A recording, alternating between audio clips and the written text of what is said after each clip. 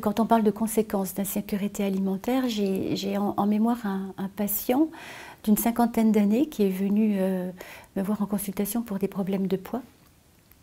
Ce monsieur, il était hyperphage et quand on essayait de comprendre quelles étaient les difficultés, d'où lui venait cette difficulté, en fait, il m'a assez vite dit qu'à l'âge de 24-25 ans, en fait, il avait traversé une période difficile pour lui et il avait, pendant 6 jours, il n'avait pas mangé. Il avait souffert de la faim.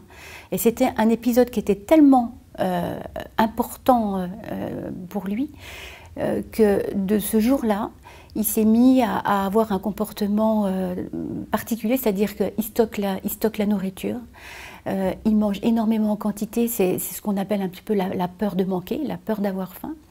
Et du coup, il a développé une obésité en grande partie liée à cet épisode. J'ai un autre exemple en tête d'une jeune femme qui avait un diabète gestationnel et qui m'avait été envoyée par le diabétologue parce que, voilà, rapidement, le diabétologue avait trouvé que cette dame, malgré des conseils qu'il avait pu lui donner, ne mangeait pas suffisamment de légumes au niveau de la semaine.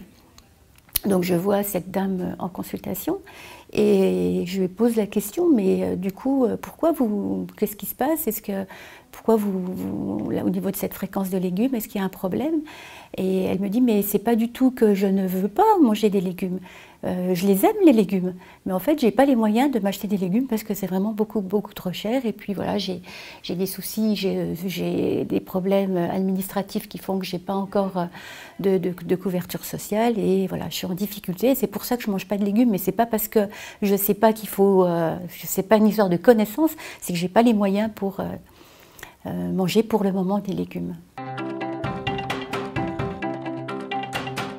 J'ai le sentiment que pour les personnes qui sont en difficulté, nous en tant que soignants, ce qui est important, c'est qu'ils arrivent à nous livrer leurs difficultés, c'est qu'ils arrivent à pouvoir les exprimer. On sait que c'est important pour eux de pouvoir le dire.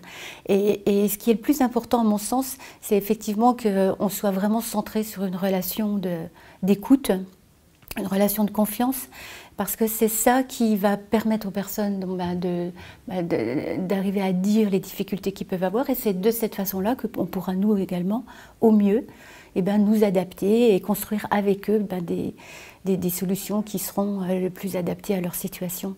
Donc il n'y a pas de choses toutes faites, c'est que du cas par cas et que du sur-mesure.